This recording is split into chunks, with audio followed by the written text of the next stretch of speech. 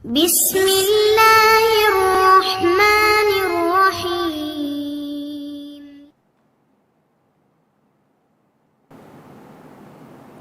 அஸ்ஸலாமு அலைக்கும் வரஹ்மத்துல்லாஹி வபரகாத்துஹு. அன்பிற்குரிய சகோதர சகோதரிகளே, நீங்களும் ஆலிம்களாகலாம் என்ற பாடத்தில் திங்கள் செவ்வாய் ஆகிய 2 நாட்கள் சஹீஹுல் புகாரி என்கிற ஹதீஸின் நேரடி தமிழாக்கத்தை நம்ம பார்த்து வருகிறோம். நேற்றைய தினம் 132வது ஹதீஸின் அறிவிப்பாளர் வரைக்கும் பார்த்துருக்குறோம். இப்போ ஹதீஸுக்கு போகிறோம். அதில் அலி அவர்கள், அதாவது ஆண்களை பொறுத்த வரைக்கும் அவர்களுக்கு அந்த மதின்னு சொல்லுவாங்க. மதிங்கிறது ஒரு காம இச்சை வரும் பொழுது அவங்களுக்கு ஒரு கசிவு மாதிரி ஏற்படும். அந்த ஆண் உறுப்பில் ஏற்படுற அந்த கசிவு ஏற்படுவதற்கு பேர் அரபியில் மதின்னு சொல்லுவாங்க. மதி அதுக்கு பேர். மீமும் அது விந்து கிடையாது. அது மாதிரி ஒரு கசிவு மாதிரி வருவதற்காக வேண்டி குளிக்க வேண்டிய தேவையெல்லாம் கிடையாது. அதாவது விந்து மாதிரி பீச்சு அடிக்கிற மாதிரி அப்படிலாம் வராது. லேசான ஒரு கசிவு மாதிரி இருக்குது. அந்த கசிவு வந்துச்சுன்னா குளிக்கணுமா? அதைத்தான் கேள்வி கேட்குறாரு அலி என்ன செய்கிறாருன்னு கேட்டால், இந்த மாதிரி கொஞ்சம் காம இச்சை அதிகம் உள்ளவராக அவர் இருந்தார்னு அவர் தான் சொல்கிறார், நான் சொல்லல, அவர் சொல்கிறார். அந்த மாதிரி காம இச்சை அதிகமாக இருக்கிறதுனால அந்த பெண் சம்பந்தமான ஒரு உணர்வு வரும்போது என்ன ஆகும்னு கேட்டால், அவருக்கு அடிக்கடி இந்த மாதிரி ஒரு கசிவு மாதிரி ஏற்படும். அப்படி கசிவு ஏற்பட்டுச்சுன்னு சொன்னால் அதை ஒழு செய்யணுமா, அல்லது அதை கழுவணுமா, அல்லது குளிக்கணுமா, அதுக்குள்ளே மார்க்க செட்டாக தான் அவருக்கு பிரச்சனை. இப்போ அதை பற்றி கேட்கணும். இதை போய் ரசூலாட்ட கேட்க முடியுமா? அவங்க மகளை கல்யாணம் பண்ணியிருக்காரு. மகளை கல்யாணம் பண்ணியிருக்கும்போது மர்மம் இந்த மாதிரி ரொம்ப காம இச்சையாக இருக்காரண்டு மாமனார் நினைப்பாரா இல்லையா? அதுக்கு வெக்கப்பட்டு என்ன செய்கிறாருன்னு கேட்டால், இதை மிக்குதாதுன்னு ஒரு ஆளை கூப்பிட்டு, நீ போய் கேளு, இந்த கேள்விக்கு ஒரு பதில் என்னன்னு, ஒரு மனிதருக்கு இப்படி ஏற்பட்டால் என்ன செய்வார், நீ கேளுன்னு சொல்கிறார். அவர் கேட்பார், ரசூல்லா பதில் சொல்லுவாங்க. அதான் அந்த ஹதீஸுடைய சாராம்சம். அப்போ அவர் சொல்கிறார், அலி சொல்கிறார், குந்து ரஜுலன் மத்தா அன், நான் அதிகமாக மத்தான்னா நம்ம இச்சை நீர்னு வச்சுக்கிறோம். மதிங்கிறதுக்கு தமிழில் என்ன அர்த்தம்னு நமக்கு தெரியலை. நம்ம புரிஞ்சுக்கிறதுக்காக வேண்டி இச்சையில் வெளிப்படுற நீர், இச்சை நீர்னு வச்சுக்கிறோம். குந்து ரஜுலன் மத்தான், மத்தான்னா ஃபஆல்னு வருது. ஃபஆலுங்கிறது ரொம்ப அதிகம். மத்தா என்று சொன்னால் ரொம்ப அதிகம் இச்சை நீர் வெளிப்படக்கூடியவனாக நான் இருந்தேன். குந்து நான் இருந்தேன், ரஜுலன் மத்தா அன், அதிகமாக இச்சை நீர் வெளிப்படக்கூடிய ஒரு ஆணாக நான் இருந்தேன். அதனால் அமர்த்துல் மிக்தாத் அவர்களுக்கு நான் உத்தரவிட்டேன். மிக்தாத் இப்னுல் அஸ்வதுக்கு கட்டளையிட்டேன்.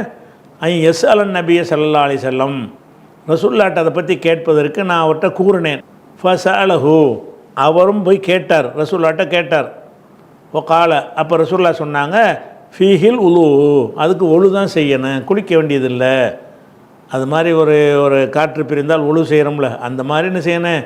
வேறு ஒரு ஹதீஸில் கழுவிக்கொள்ளணும், கழுவிட்டு ஒழு செய்யணும் வரும். அப்போ அந்த இச்சை நீர் வெளிப்பட்டுச்சின்னு சொன்னால் அது விந்துன்னு நினைத்து கொண்டு குளிக்கணுங்கிற அவசியம் நீங்கள் எடுத்துக்கிற தேவையில்லை.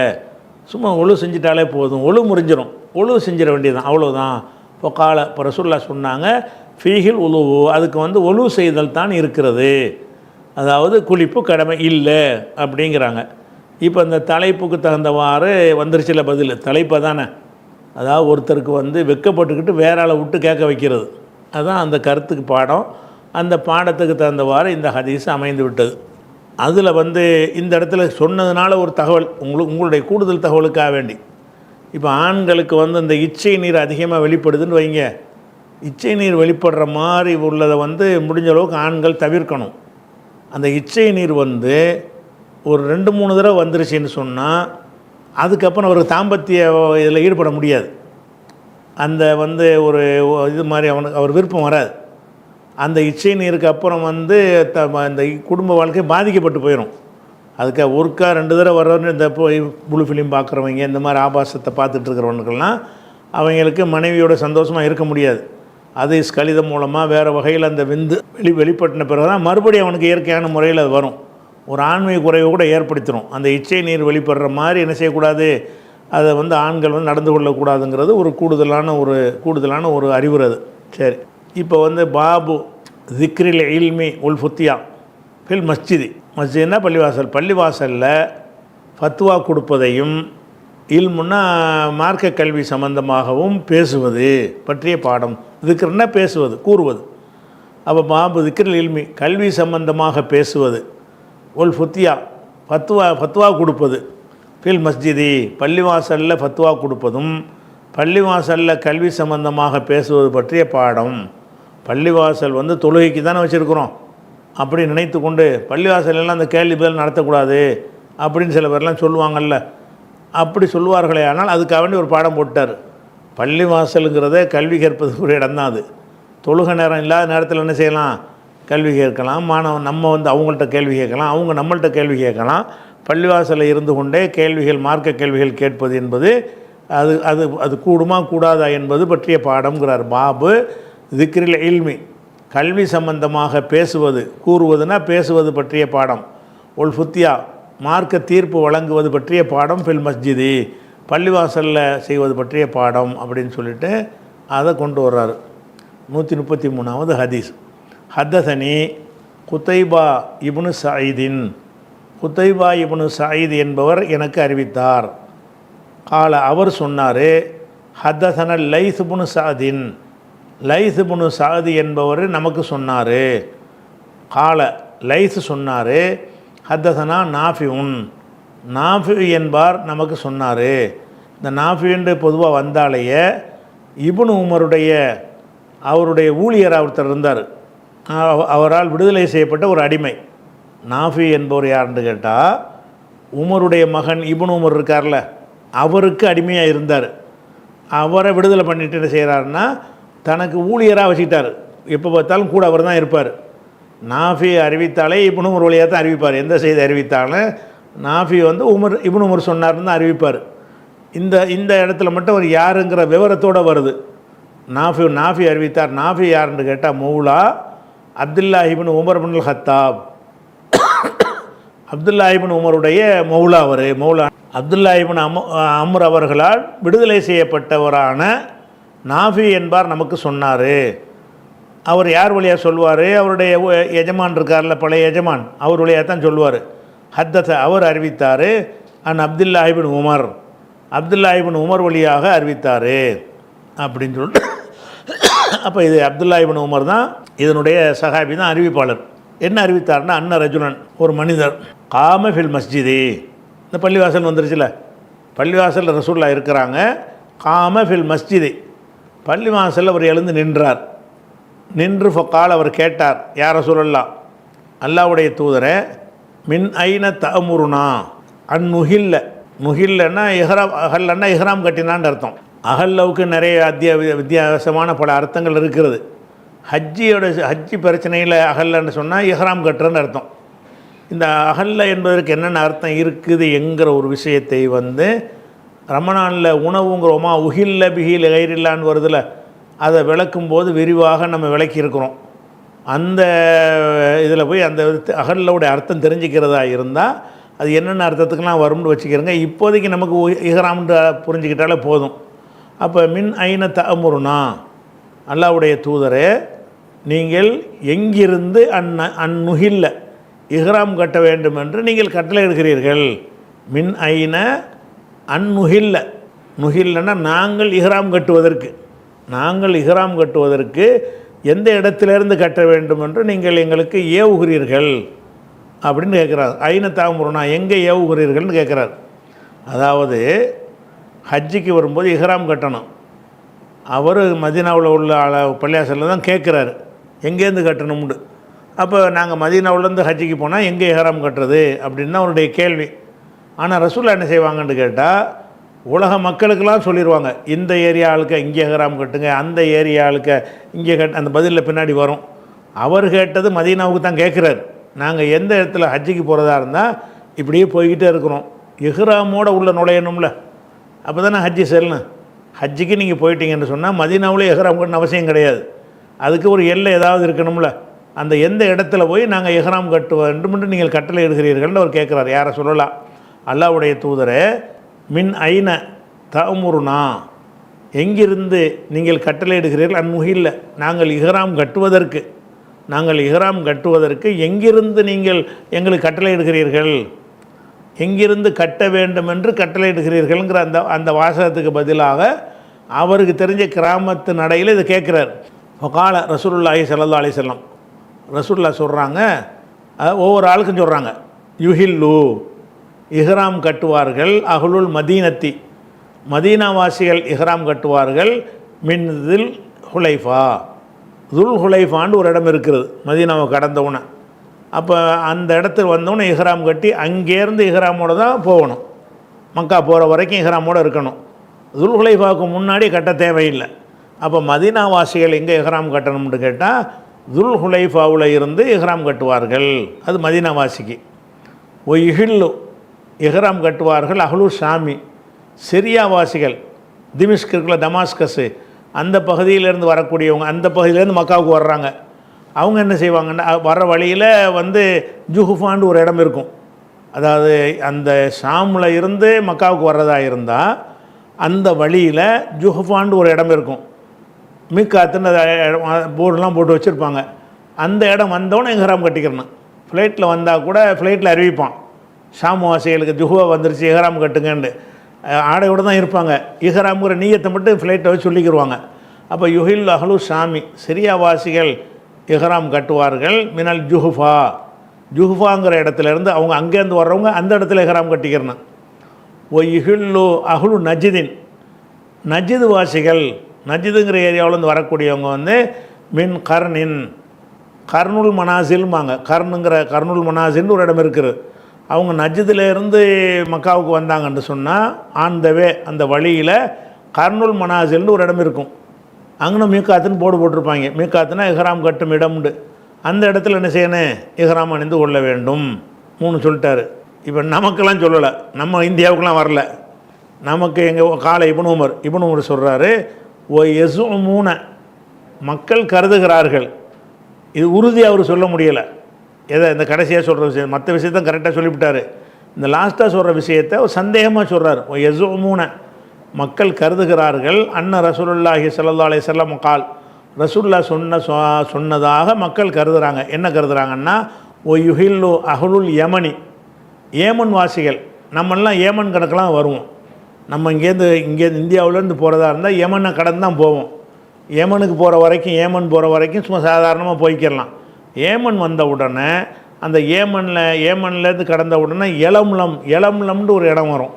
அந்த இடத்துல அவங்க இஹ்ராம் கட்டணும். நம்ம இந்தியாக்காரங்களாம் இப்போ அந்த ஏமன் கணக்கில் தான் நம்மெல்லாம் வருவோம். ஏன்னா ஏமன் வழியாகத்தான் போவோம். அந்த சவுதிக்கு போகிறதா இருந்தால், இந்தியாவிலேருந்து புறப்பட்டு போகிறதா இருந்தால் ஏமன் போய் ஏமன்லேருந்து தான் போவோம். அந்த ஏமனை கடந்த உடனே எலம்லம்னு ஒரு இடம் வரும்.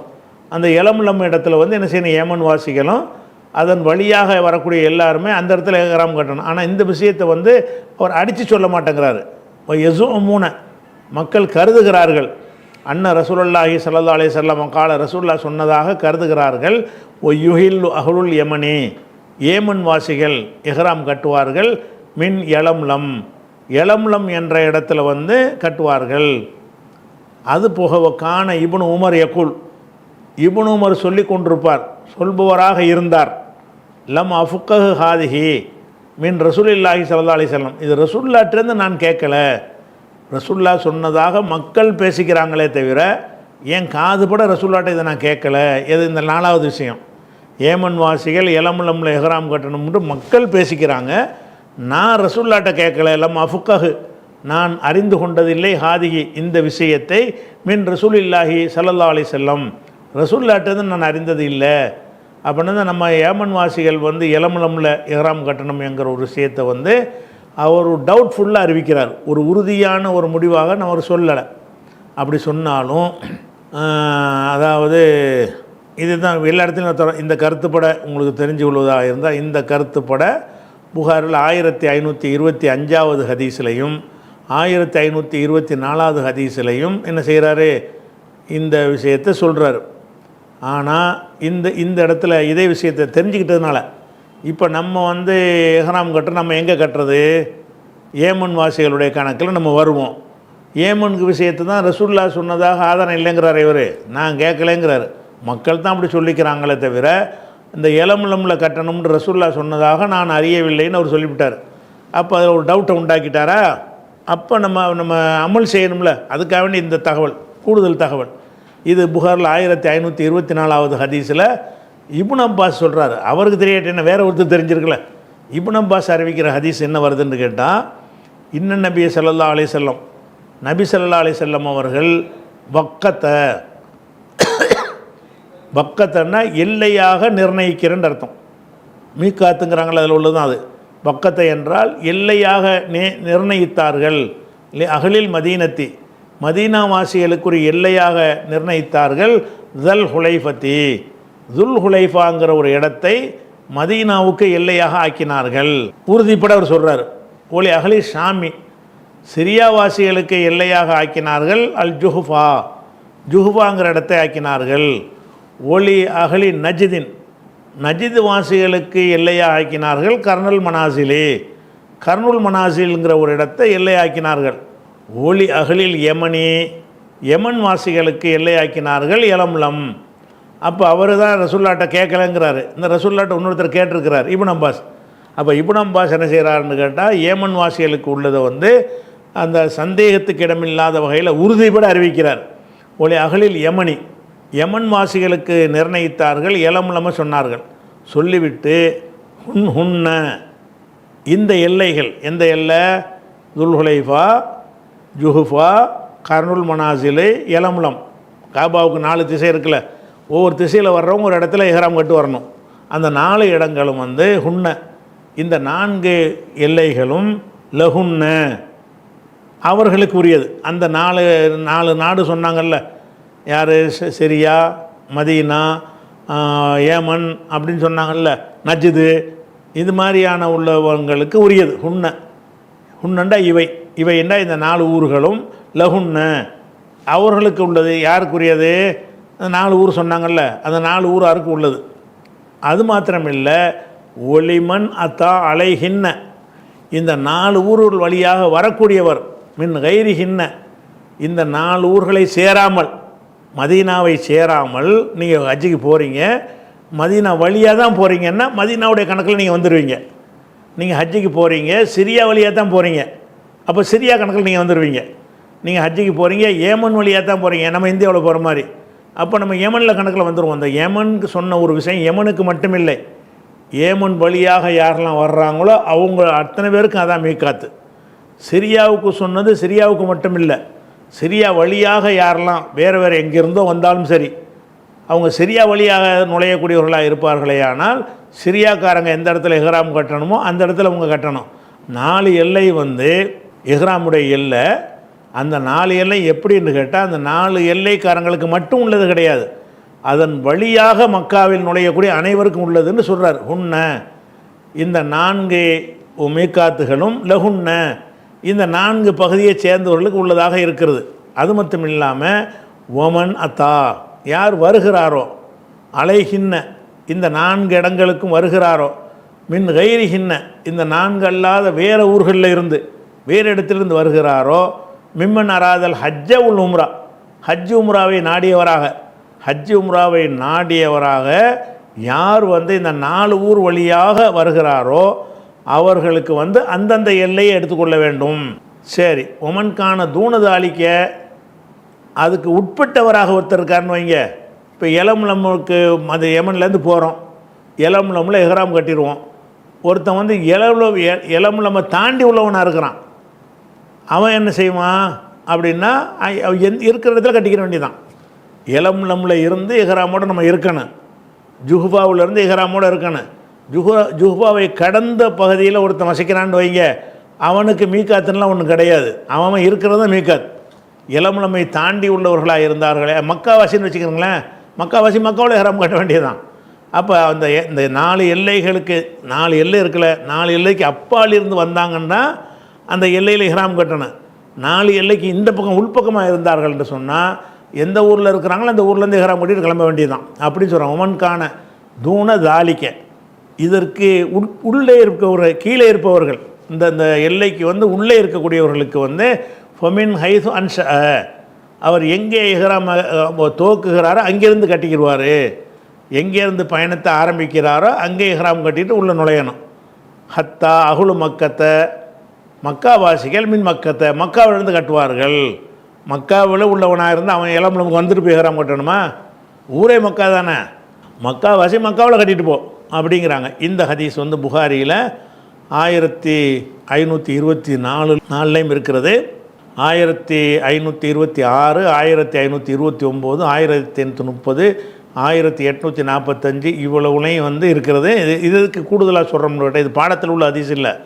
பாடத்தில் உள்ள ஹதீஸில் வந்து இளம்லம் என்பதை வந்து சந்தேகத்துக்குரியதாக இப்னு உமர் அறிவிக்கிறார். அப்போ நமக்கு இஹ்ராம் விஷயத்துக்கு தெளிவு இல்லையோ, டவுட்டாக தான் இருக்குதோ, ரசூல்லாட்ட நிறைய கேட்கலங்கிறார, அப்படிங்கும்போது நமக்கு எதைத்தான் இஹ்ராமை எடுத்துக்கிறதுன்னு நமக்கு ஒரு தேவை இருக்குது. அது நம்ம சம்மந்தப்பட்டதாக இருக்குல்ல, ஏமனுக்கு சொல்வது நம்மளை கட்டுப்படுத்தக்கூடியதாக இருக்கிறது. அப்படிங்கிறதுனால தான் உங்களுக்கு வந்து ஏமனையும் ரசூல்லா சொல்லியிருக்கிறாங்க, இளம்லமை பற்றியும் சொல்லியிருக்கிறாங்க. அது வந்து இப்னு அப்பாஸுடைய அறிவிப்பில் தெளிவாக ரசூல்லா சொன்னதாக வருதுங்கிறதுக்கு தான் இது வந்து சப்போர்ட்டாக எடுத்து காட்டின ஹதீஸ். இது அதை சிவப்பு கடலில் போட்டு காட்டியிருக்கிறேன். சரியா? அடுத்ததாக வந்து அடுத்த ஒரு பாடம். என்ன பாடம்னு கேட்டால், ஒருத்தர் கேட்குறார் ஒரு கேள்வி. சில நேரத்தில் அந்த கேள்விக்கு பதில் சொல்லுவோம், சில நேரத்தில் கேட்டதுக்கு மேலேயும் சொல்லுவோம். அவர் கேட்ட தொழுகையை பற்றி கேட்பார். தொழுகை கேட்கும்போது என்ன செய்வான், 5 வேளை தொழுவணும், நம்மளாம் நோன்பு வைக்கணுமோ. அவர் நோன்பு பற்றி கேட்டுருக்க மாட்டார், நம்மள்கிட்ட தொழுகை பற்றி தான் கேட்பார். கேட்கும்போது என்ன செய்வோம், கேட்டதை விட ஜாஸ்தியாக சொல்லுவோம். இது இப்படி சொல்லலாமா, கேட்டது சொல்லிட்டு போக வேண்டியதானே, கூட சொல்லலாமா அப்படின்னு கேட்டீங்கன்னா அதுக்கு ஒரு பாடம். பாபு மன் அஜாப சாயில, கேள்வி கேட்டவருக்கு பதிலளிப்பவர் பற்றிய பாடம். மன் அஜாபன்னா பதில் அளிப்பவர் பற்றிய பாடம். யாருக்கு பதிலளிக்கிறார்? சாயில, கேள்வி கேட்பவருக்கு பதிலளிக்கிறார். பி அக்குசர, அதிகமாக, மிம்மா சாலஹு, இவரிடத்தில் அவர் கேட்டார்ல, கேட்டதை விட, இவரிடத்தில் அவர் கேட்டிருப்பதை விட அதிகமாக பதிலளிப்பது, கூடுதலாக பதிலளிப்பவர் பற்றிய பாடம். கேட்டது ஒரு விஷயத்தை கேட்டால் ஒரு 2 விஷயத்தை சேர்த்து பதில் சொல்கிறது, அதிகமாக சொல்கிறது, அப்படிங்கிறத பற்றிய பாடம் அப்படின்னு சொல்லலாங்கிறதுக்கு. அதுக்கு செய்கிறாரு 134வது ஹதீஸ். அதில் என்ன செய்கிறாருன்னு கேட்டால், ஹத்தசனா ஆதமு நமக்கு அறிவித்தார். கால, ஆதம் சொல்கிறாரு, ஹத்தசனா இப்னு அபி திபின், நமக்கு இப்னு அபி திபு என்பவர் அறிவித்தார். அவர் யார் வழி அறிவித்தார்னா, ஹத்தஸ் அவர் அறிவிக்கிறார். நாஃபின், நாஃபி வழியாக அவர் அறிவிக்கிறார். நாஃபின் வந்தாலே இப்னு உமர் அடுத்து வந்துடுவார். ஹத்தஸ் இப்னு உமர், அவர் இப்னு உமர் வழியாக அவர் அறிவிக்கிறார். அவருடைய பழைய எஜமானவர். நாஃபியின், நாஃபி வழியாக அறிவிக்கிறாரு. நாஃபி யார் வழியாக அறிவிக்கிறார்னா இப்னு உமர், இப்னு உமர் வழியாக அறிவிக்கிறார். அவர் யார் வழியாக அறிவிக்கிறார்னு கேட்டால், ஹத்தஸ அனின் நபி ஸல்லல்லாஹு அலைஹி வஸல்லம், ரசூலுல்லாஹ் வழியாக அவர் அறிவிக்கிறாரு அப்படின்னு வருதா. அதுக்கு அடுத்து என்னன்னு கேட்டால், இதில் வந்து ஒரே விஷயத்துக்கு வந்து இன்னொரு அறிவிப்பாளர் தொடர் வ அனி ஜுஹ்ரிங்கிறார். வ அனி வாவ் போட்டார்ல, வ அனி ஜுஹ்ரி. அப்போ ஜுஹ்ரி வழியாகவும், அன் சாலிமின், அவர் வந்து சாலிம் வழியாகவும், இப்னு உமர், அவர் இப்னு உமர் வழியாகவும் என்றும் இந்த ஹதீஸ் வந்திருக்கிறது. அப்போ இந்த ஜுஹ்ரி எங்கே கொண்டே வைக்கணும்னு கேட்டால், இந்த அதாவது இந்த இப்னு அபி திப் இருக்கிறார்ல, இப்னு அபி திப்ங்கிறவர் தான் நாஃபியிட்டேருந்து அறிவிக்கிறார். அவர் இப்னு உமர்ட்டேருந்து அறிவிக்கிறார். அப்போ இதில் எப்படி வருதுன்னா, இப்னு உமர்ட்டேருந்து அறிவிக்கிறாள் சாலிமாக மாறுறார். இதில் நாஃபின்னு இருக்கிறார்ல, இதில் நாஃபி இருக்கிறாரு, இதில் வந்து சாலிம்ங்கிறவர் என்ன செய்கிறாரு, வர்றாரு. ரெண்டுலையும் பார்க்க வித்தியாசத்தை. இது நாஃபியின் இப்னு உமர், இங்கே சாலிமின் இப்னு உமர். அப்போ இன்னொரு அறிவிப்பு எப்படி கிடச்சிருக்குன்னு கேட்டால், இப்னு உமர்கிட்ட இருந்து நாஃபியும் கேட்டிருக்கிறார், இதை சாலிமும் கேட்டிருக்கிறார். நாஃபிகிட்டேருந்து யார் கேட்டிருக்கிறா, இப்னு அபி திப் கேட்டிருக்கிறதாக இதில் வருது. அதே இதை வந்து சாலிம்கிட்டேருந்து யார் கேட்குறாங்கன்னா ஜுஹ்ரி கேட்டதாக வருது. அப்போ இந்த வழியாகவும் புகாரிக்கு 2 சனது இந்த ஹதீஸு கிடைக்கிறது. முதல் அறிவிப்பாளர் ஆதம் தான். இந்த ஆதம் அறிவிக்கிறார். எப்படி அறிவிக்கிறார்னு கேட்டால், எனக்கு வந்து இப்னு அபி திப் சொன்னார், அவருக்கு நாஃபி சொன்னார், அவருக்கு இப்னு உமர் சொன்னார்னு சொல்லி ஆதம் அறிவிச்சிடுறாரு. அதே ஆதம் மறுபடி சொல்கிறாரு, எனக்கு ஜுஹ்ரி சொன்னார், ஜுஹ்ரி வந்து சாலிம்கிட்டேருந்து அறிவிக்கிறாரு, சாலிம் வந்து இப்னு உமர்ட்ட அறிவிக்கிறாருன்னு சொல்லி இந்த ஒரு செய்தியை இப்னு உமர் தான் அறிவிப்பாளர். இப்னு உமர்கிட்டேருந்து நாஃபி கேட்டதாக ஒரு ரூட்டில் அவருக்கு செய்தி கிடைக்கிறது. இப்னு உமர்கிட்டேருந்து சாலிம் கேட்டதாக வந்து என்ன செய்கிறது, அது ஒரு அறிவிப்பும் கிடைக்கிறது. அதான் அதுதான் வாவு போட்டிருக்காரு பாருங்கள், வ அனி ஜுஹ்ரி, மேலும் ஜுஹ்ரி வழியாக. இந்த மேலும் ஜுஹ்ரி வழியாக இந்த வாவு போட்டதில் இருந்து இது வேறு ஒரு அறிவிப்பு என்று நம்ம என்ன செய்யணும், விளங்கிக்கணும். இந்த வாவு போட்டிருக்காருல அதனால். சரி, அப்போ அவங்க இப்னு உமர் என்ன செய்கிறாருன்னா, அனின் நபி ஸல்லல்லாஹு அலைஹி வஸல்லம் அவர் ரசூல்லா வழியாக அவர் அறிவிக்கிறார். என்ன அறிவிக்கிறார்னு கேட்டால், அன்ன ரஜுலன் ஒரு மனிதர் சஅலஹு நபியிடத்தில் கேட்டார். அவரிடத்தில் கேட்டார்னா நபியிடத்தில் கேட்டார். என்ன கேட்டார்னா, மா யல்பசுல் முஹரிமு இஹ்ராம் அணிந்தவர் எதை அணிய வேண்டும். மா யல்பசுல் முஹரிம் இஹ்ராமில் இருக்கக்கூடியவர் அணிய வேண்டிய ஆடை என்ன அப்படின்னு கேட்குறாங்க. அணிய வேண்டிய ஆடை என்னன்னு தான் அவர் கேட்குறாரு. ஃபகால ரசூல்லா சொல்கிறாங்க, அணியக்கூடாது சொல்கிறாங்க. கேட்டது ஒன்று, கேட்டதுக்கு மேலே ரசூல்லா என்ன செய்கிறாங்க, பதில் சொல்கிறாங்க. லா எல்பஸ் அவர் அணியக்கூடாது. எதை அணியணும்னு கேட்குறாங்க. ரசூல்லா பதில் எப்படி சொல்கிறாங்கன்னு கேட்டால், லா எல்பசுல் கமீஸ அவர் கமீஸ் அணியக்கூடாது, சட்டை அணியக்கூடாது. உழல் இமாமத்தை இஹ்ராமில் சட்டை போடக்கூடாது, தைக்கப்பட்ட துணி தானே போத்திக்கிறாங்க. உழல் இமாமத்தை தலைப்பாக கட்டக்கூடாது. தலைப்பாகை இமாமத்து என்றால் தலைப்பாகை, தலை இப்படி சுற்றுறாங்கல்ல அதுக்கு பேர் இமாமத்து. உழல் இமாமத்தை தலைப்பாகை அணியக்கூடாது. உழல் சராபியில் கால் சட்டைன்னா இப்போ நவீன காலத்தில் உள்ள எல்லா பேண்ட் வந்துடும், அதே மாதிரி லெகின்ஸ் வந்துடும், அது மாதிரி சுடிதாரில் போடுவாங்கள்ல பேண்ட் மாதிரி பெண்கள், அது மாதிரி காலுக்கு போடக்கூடியது பேண்ட் மாதிரி டைப்பில் போடக்கூடியது. உள்ள சராவியில் சுர்வாலையும் போடக்கூடாது. சுர்வாலுங்கிறது கால் சட்டையும் போடக்கூடாது. உழல் புர்னுஸுங்கிறது அது ஒரு வகையான தொப்பி, அது இரும்புனாலான ஒரு கனமான ஒரு தொப்பி. அது அந்த புர்னுஸும் போடக்கூடாது. எஹ்ராம் அணிஞ்சிட்டிங்கன்னு சொன்னால் அந்த புர்னுஸுங்கிற தொப்பியும் போடக்கூடாது. உலா சௌபன் ஒரு ஆடையை அணியக்கூடாது. மஸ்ஸகுல் வருசு என்ற வருசுங்கிறது அங்கே இருந்த ஒரு மூலிகை செடி, அந்த இலையிலேருந்து சாயம் காய்ச்சுவாங்க. அந்த வருசுங்கிறத என்ன செய்வாங்க, கொதிக்க வச்சு காய்ச்சின உடனே ஒரு விதமான கலர் சாயம் அதில் வரும். அதில் போட்டு துணியை முக்குவாங்க. அது ஒரு தனியான ஒரு கவர்ச்சி அழகாக இருக்கும் போல இருக்குது. அந்த வருசுங்கிறதுல சாயம் ஏற்றப்பட்ட ஒரு ஆடை அணியக்கூடாது. உலா சௌமன் மஸ்ஸகுல் வருசு என்ற இலையில் சாயம் இலையில் மஸ்ஸன்னா தொடுவது, பட்டதுன்னு அர்த்தம். படுவதுங்கிறத விட சாயம் போட்டதுன்னு வச்சுக்க வேண்டியதான். மஸ்ஸகுல் வருசு சாயம் போட்ட ஒரு ஆடை என்ன செய்யக்கூடாது, அணியக்கூடாது. அது ஜாஃபரான்னா அந்த குங்குமப்பூ சொல்கிறாங்கல்ல, அந்த குங்குமப்பூவை அப்படி ஊற வச்சுக்கணும். அப்படி செக்கச்சிவேர்னு ஒரு மாதிரியான ஒரு ப்ரௌன் கலராக வரும். ஏறக்குறைய அதான் காவிங்கிறது. அதில் முக்கிட்டு உள்ள ட்ரெஸ்ஸாக இருக்குன்னு வைங்க, அதை போடக்கூடாது. இஹ்ராம் நேரத்தில் என்னென்னலாம் போடக்கூடாது, சட்டை, தலைப்பாகை, தொப்பி, கால் சட்டை, அதே மாதிரி வருஷங்கிற ஒரு சாயம், குங்குமப்பு சாயம், இதெல்லாம் போடக்கூடாது. இப்போ இல்லம் எஜிதின் நாளைனி அதாவது செருப்புக்கு எல்லோரும் அணிஞ்சிருப்பாங்க, செருப்புக்கு தடை இல்லை. செருப்பு கிடைக்காவிட்டால் இப்போ இல்லம் எஜிதின் நாளைனி 2 செருப்புகள் கிடைக்காவிட்டால், செருப்பு இல்லாமல் நடக்க முடியாதுல்ல. அப்போ செருப்பு இல்லாட்டி ஷூ போட்டுக்கிறலாமா, காலுறை போட்டுக்கிறலாமான்னு கேட்டால் செருப்பு கிடைக்கல. ஏன்னா காலுறைங்கிறது முழுக்காலையும் மறைக்கும், ஒரு இந்த கரண்டை வரைக்கும் மறைச்சிரும். செருப்பு என்பது அடி பாதங்களை தான் மறைக்கும், கரண்டையெல்லாம் வெளியே தெரியும். அதுதான் அணியிறக்கு அனுமதி இருக்குது, செருப்புக்கு தான் அனுமதி இருக்குது, ஷூ போடுறதுக்கு அனுமதி கிடையாது இஹ்ராமில்.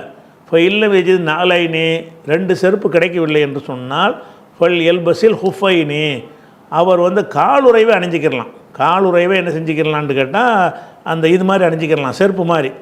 ஆனால் வல் யக்தவுஹுமா அந்த காலுறையை வெட்டி விட வேண்டும். ஹத்தா யகுனா தஹத்தல் கபைனி இந்த கரண்டை மொழி இருக்குல்ல, அந்த கரண்டை கீழே வெட்டிடணும், அப்படியே அதாவது செருப்பு மாதிரி ஆக்கிடணும். காலுறை அணிவதாக இருந்தால் செருப்பு மெத்தடுக்கு அதை மாற்றிடணும்.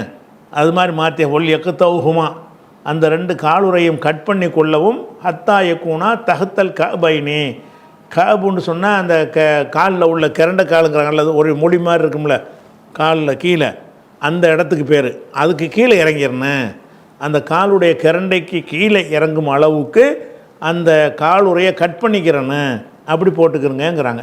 அப்போ கேட்டது என்ன அணியலான்னு கேட்குறாரு. அவர் கேட்டதுக்கு மேலே உள்ள அம்புட்டு விஷயத்தை ரசூலுல்லாஹ் சொல்லி போடுறாங்க.